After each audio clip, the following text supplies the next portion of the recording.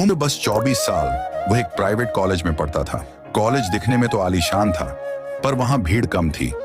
शायद यही वजह थी कि शांति और सुकून के बीच उसे अपनी जिंदगी का सबसे खूबसूरत एहसास मिला। उसी क्लास में रिया भी पढ़ती थी। दोनों अक्सर साथ बैठते, नोट्स शेयर करते और छोटी छोटी बातों पर घंटों हंसा करते। हंसी मजाक में कब बातें दिल तक पहुंच गईं, उन्हें पता ही नहीं चला। धीरे धीरे दोनों एक दूसरे के प्यार में इस कदर खो गए कि अब उन्होंने साथ जीने मरने और शादी के सपने देखने शुरू कर दिए थे। लेकिन उनके घर वाले इस रिश्ते को कभी मंजूरी नहीं देते। राइस्टार दिखने में एकदम हैंडसम और नौजवान था, दिल का साफ, लेकिन उसकी जेब खाली थी। वह एक टूटी फूटी झोपड़ी में रहता था, जहां 2 वक्त की रोटी भी बड़ी मुश्किल से नसीब होती थी। दूसरी तरफ रिया थी, हुस्न की मल्लिका, जिसके चेहरे पर हमेशा एक प्यारी सी मुस्कान रहती थी। वह राइस्टार की दुनिया से बिल्कुल उलट एक बड़ी हवेली में रहती थी।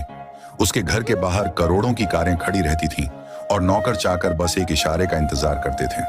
रिया के पापा शहर के नामी बिजनेसमैन थे, जिन्होंने अपनी बेटी को दुनिया की हर खुशी लाकर दी थी।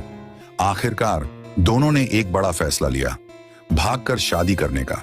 एक अंधेरी रात जब उसके मम्मी पापा गहरी नींद में थे, तब रिया दबे पांव बिना किसी को बताए अपने घर से निकल गई।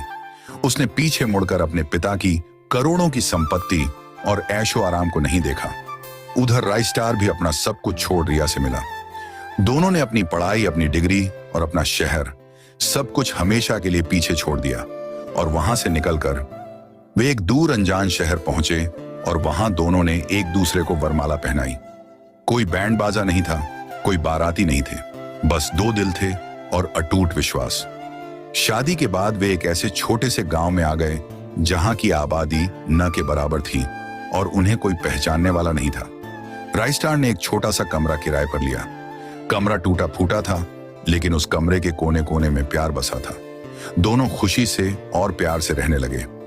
पेट भरने के लिए राइस्टार ने पास ही के एक कंस्ट्रक्शन साइट पर काम करना शुरू कर दिया। जिन हाथों में कभी कॉलेज की किताबें हुआ करती थीं, अब उन कंधों पर सीमेंट के भारी भारी थैले थे। शाम को जब वह थक हार कर घर लौटता, दोनों की जिंदगी अब गरीबी में थी, लेकिन उनके चेहरे पर वो सुकून था। दोनों एक ही थाली में खाना खाते। रिया उस सादे दाल चावल को भी ऐसे स्वाद से खाती। रिया ने भी घर की आर्थिक हालत संभालने के लिए एक छोटी सी प्राइवेट कंपनी में नौकरी कर ली। तनख्वाह बहुत कम थी, लेकिन गुजारा कर लेते थे। उन दिनों गरीबी के बीच भी एक सुकून था, एक हंसी थी जो उस छोटे से कमरे को रोशन रखती थी। धीरे धीरे वक्त ने करवट ली और मुश्किलें पहाड़ जैसी खड़ी होने लगी। किराया वक्त पर न दे